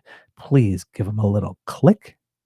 That makes us very happy. And that too helps us with the algorithm. Thank you so much for that.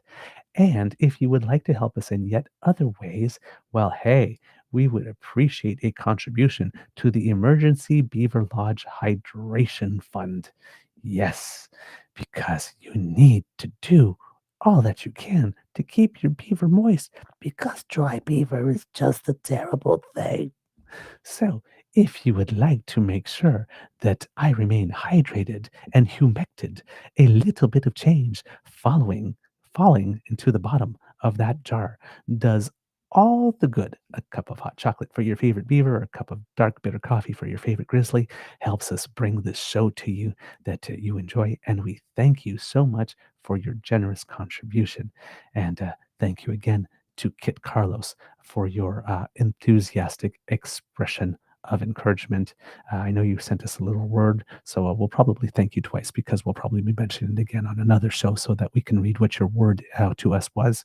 We just don't happen to have it up on screen. But I wanted to give you props because Kit Carlos is a regular supporter of ours, and we are very, very grateful for their support. Kids and Cubs, let's see, what else do we have going on for you? Oh, yes. If you want to buy Canadian, please, you can send us a direct donation by email transfer. truenortheagerbeaver@gmail.com is our email address. Your transaction goes from bank to our bank. It's 100% Canadian, and we get 100% of your donation, and no money goes to the USCE Tech Bros. So we thank you for your help in that front.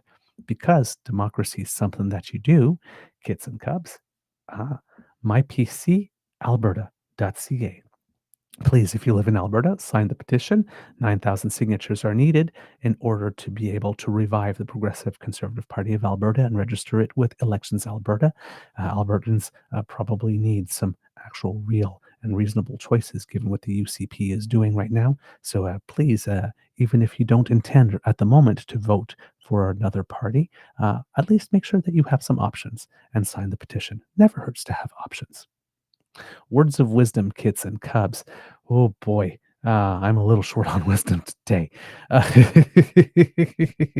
So as the weekend is coming, again, just try to, if you have some time for a little rejuvenation, some rest, some relaxation, time with good friends, time with family, time doing an activity that brings you joy. Go get yourself a little happy. All right? You have your queen's permission. Not that you need it. When you need some happy, just go and get it. Make it happen. All right. Kids, it could be a tough world out there. So please be kind to and gentle with yourself. And now, at the count of 3, if I may have a little audience participation from the best damn fam in all of podcasting, Mr. Beaver, please cue the cock on 1, 2, 3. Oh, yes. Beautifully done. How can I say no? You are listening to a True North Eager Beaver Media Incorporated podcast. The True North Eager Beaver podcasts are proudly brought to you by our founding sponsors, the Misfit Mysteries from Corvid Moon Publishing, your source for science fiction, fantasy, and cozy mysteries featuring a broad diversity of characters, CanadianTarot.com, their uniquely Canadian online eclectic tarot community, and the Peppermaster, hot pepper sauces made from farm-fresh ingredients to thrill your taste buds and expand your mind. We are grateful to the Crier Media Network for its support, Pete Jarvis for our artwork, and Paul Joseph Something for our opening and closing sequence music.